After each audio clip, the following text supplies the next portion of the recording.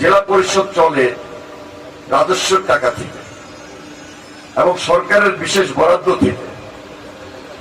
যেহেতু বিগত সরকারের সময় ইউনিয়ন ব্যাংকে আপনাদের ফান্ড আটকে গিয়েছে, এটা উদ্ধারের সহসায় কোনো ব্যবস্থা আছে কিনা, এটা একটা বড় দিক।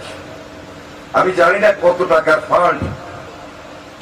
ফান্ড সেখানে জমা আছে, বাইরে অন্য কোনো ব্যাংক আছে কিনা, ব্যাংকে আছে কিনা 15 কোটি টাকা। তো যাই হোক, এটা তো ভাগ্যের নির্মম পরিহাস। যা আছে সেই সম্পদটাও জব্দ, সেটা শেষ পর্যন্ত পাওয়া যাবে কিনা এটা একটা কঠিন ব্যাপার। শুধু একটা ব্যাংকই আজকে এই অবস্থা নয়, বাংলাদেশের 7 থেকে 8টা ব্যাংক এভাবে অচল অবস্থা রয়েছে, শুধু লুটপাটের কারণে, শুধু টাকা পাচারের কারণে। এই জন্য বলছি, একটা কঠিন সময়ে আমাদেরকে দায়িত্ব নিতে হয়েছে। এই কঠিন সময়টা পার করাও কঠিন।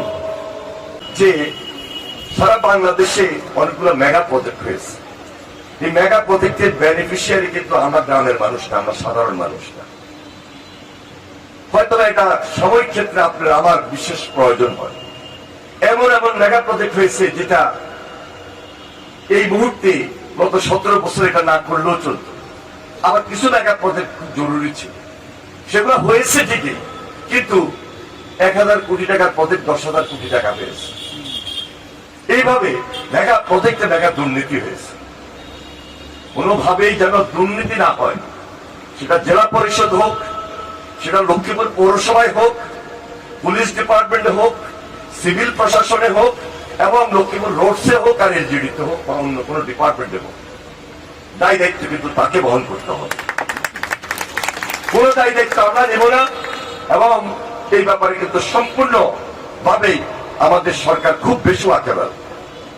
মাননীয় প্রধানমন্ত্রী এই ব্যাপারে সবসময় খুব সতর্ক আছেন। যদি কেউ কোন দুর্নীতির সঙ্গে সম্পৃক্ত হন, তাহলে কিন্তু শুধু কোন ডিপার্টমেন্ট না, তিনি যদি কোন রাজনৈতিক ব্যক্তিও হয়ে থাকেন, তার বিরুদ্ধেও কিন্তু ব্যবস্থা গ্রহণ। আমরা জনগণের ম্যান্ডেট নিয়ে এখানে এসেছি। দীর্ঘদিন পর আন্দোলন, সংগ্রাম, ত্যাগ, শ্রম, ঘাম, গুম, খুন, সর্বশেষ জুলাই আন্দোলনে শহীদ হওয়ার মধ্য দিয়ে হেলিকপ্টার পর্যন্ত গুলি হয়েছে।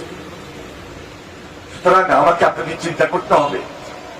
আমাদের জেলা পরিষদের প্রশাসক, তিনিও মৃত্যুর হাত থেকে বেঁচে এসেছেন। তাকে র্যাব সেদিন যেভাবে গুলি করেছিল, আমি যেভাবে মৃত্যুর হাত থেকে বারবার বেঁচে এসেছি।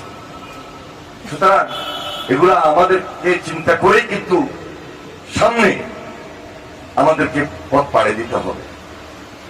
অনেক চ্যালেঞ্জ আমাদের সামনে।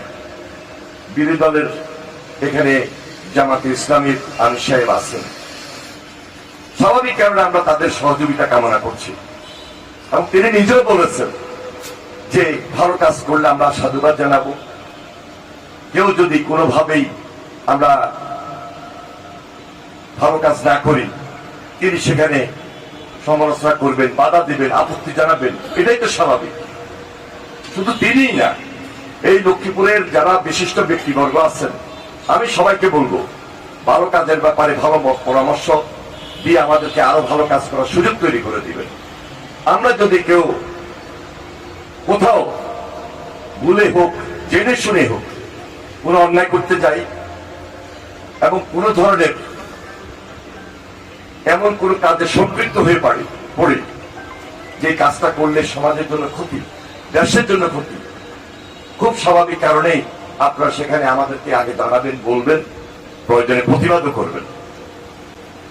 আমরা আপনাদের ম্যান্ডেট নিয়েই আজকে এই দেশের রাষ্ট্রীয় যে দায়িত্ব, এই দায়িত্বটুকু আমরা পরিচালনা করছি।